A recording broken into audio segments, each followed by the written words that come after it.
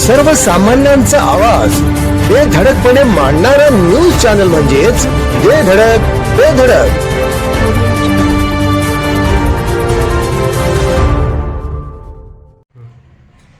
नमस्कार. बेधडक न्यूज मध्ये आपल्या सर्वांचं स्वागत आहे. पाहूया आजची धडक देणारी बेधडक बातमी फक्त आपल्यासाठी. शारपड शेतीसाठी 100% अनुदानावर लवकरच जिप्सम मिळणार. आमदार यड्रावकर यांचा पाठपुरावा.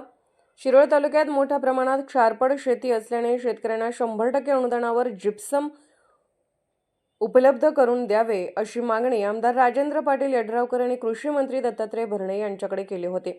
या मागणीचा सातत्याने पाठपुरावा केल्यानंतर कृषी मंत्री भरणे यांनी कृषी विभागाला 100% अनुदानावर जिप्सम उपलब्ध करण्याबाबत प्रस्ताव सादर करण्याच्या सूचना दिल्या आहेत. त्यामुळे लवकरच शिरोळ तालुक्याबरोबर राज्यातील शेतकऱ्यांना 100% अनुदानावर जिप्सम उपलब्ध होण्याची आशा पल्लवित झाल्या आहेत. शिरोळ तालुक्यात पाण्याच्या अतिवापरामुळे शेतीचे मोठ्या प्रमाणावर क्षारीकरण झाले आहे. जमिनीतील सेंद्रिय कर्बाचे प्रमाण घटल्याने उत्पादन क्षमता कमी होत असून शेतकऱ्यांचे मोठे नुकसान होत आहे.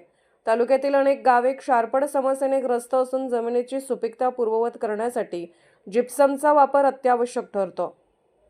तज्ज्ञांच्या मते 1 एकर क्षेत्रासाठी सुमारे 7 ते 8 टन जिप्समची आवश्यकता असते. मात्र जिप्समवर पूर्ण अनुदान नसल्यामुळे हा खर्च शेतकऱ्यांसाठी परवडणारा नाही. त्यामुळे अनेक शेतकरी जिप्समचा वापर टाळत होते.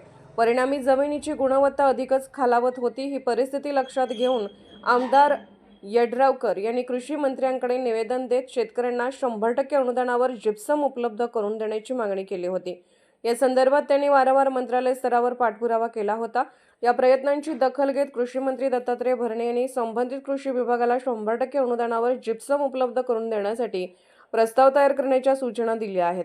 प्रस्तावाला मंजुरी मिळाल्यानंतर शिरोळ तालुक्याबरोबर राज्यातील शेतकऱ्यांना मोठा आर्थिक दिलासा मिळणार असून क्षारपड जमिनी सुधारण्यास गती मिळणार आहे. आमच्या बेधडक न्यूज चॅनलसाठी आपली लाईक आमच्यासाठी लाख मोलाची आहे. चला तर मग एक लाईक करा, सबस्क्राईब करा आणि बातमी शेअर करून आम्हाला प्रोत्साहन द्या.